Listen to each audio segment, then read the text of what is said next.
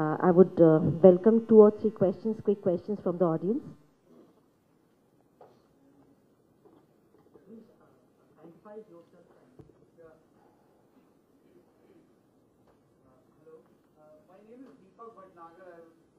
presently a professor in the Indian School of Foreign Trade, but earlier in TIFAC in the Department of Science and Technology.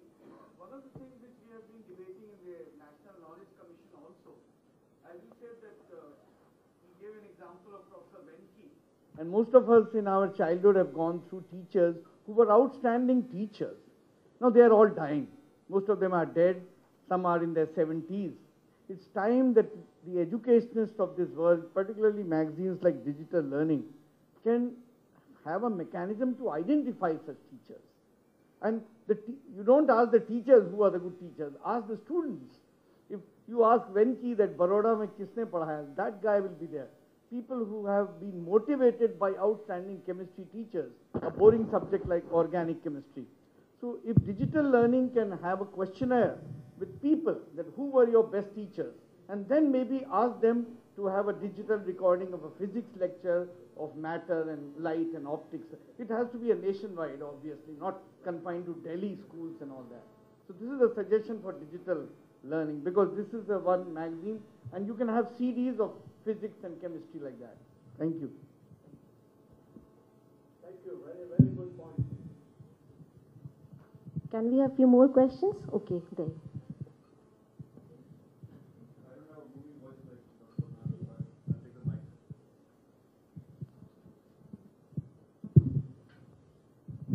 Hi, Biplav Bakshi from Sopitium.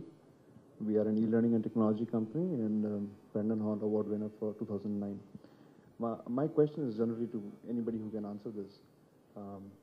Is there any research paper, is there any kind of study which says this is the scale of the problem we have in higher education, these are the problems that we are facing, this is what industry requires, this is our economy, this is growing in a particular way, this is the number of people we require for a particular kind of skill. Is there something comprehensive like that available?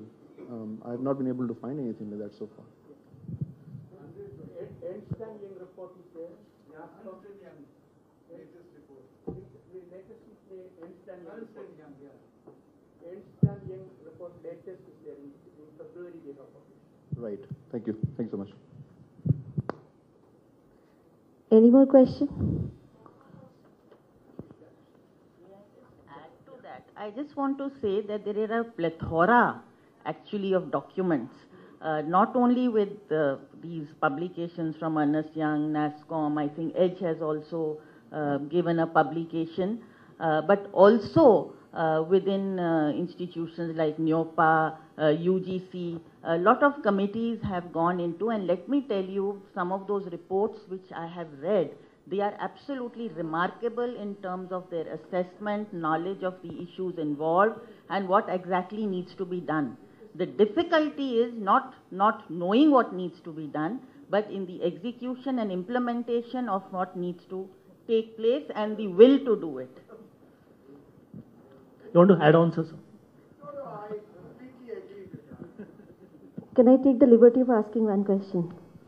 Yeah, sir, we have all those university exchange programs, and we invite teachers from outside university, outside as in outside of the country. We have student exchange programs and we have teacher exchange programs. But why do not, I don't know if we have that provision of having something called inter-university exchange program or teachers exchange program within India. Do we have such provision wherein the teacher goes to some university and teaches for 6 months or so? Yes, there are provisions. UGC has provisions, AICT has provisions. Each university has a mechanism to send teachers to other universities.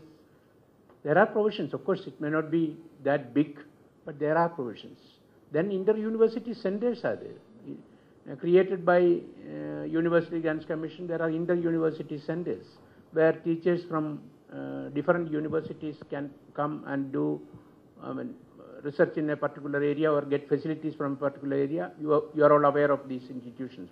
IUCA is an inter-university center.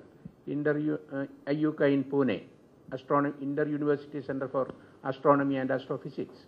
and InflipNet in Ahmedabad, Information and Library Network.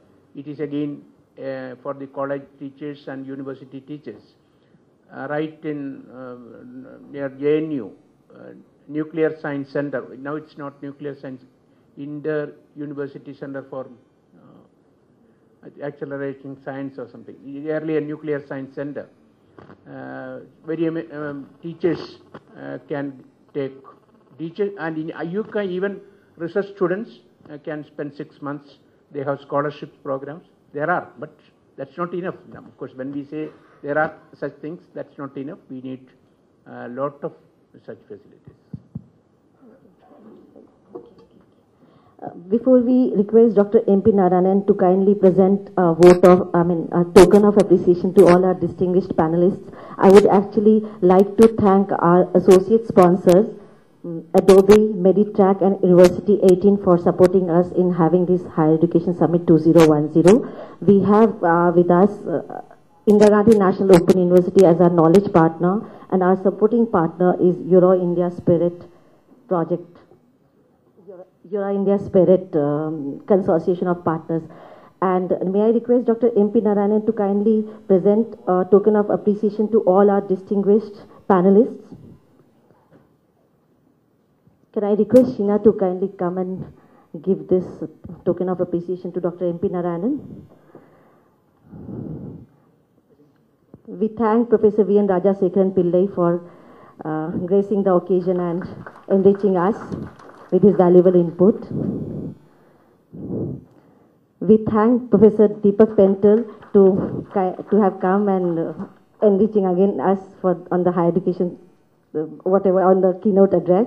And we also thank Ms. Sushma Ballia to have come and sharing her thought-provoking inputs on higher education, growth of higher education. I thank all of you for this wonderful keynote address, first session.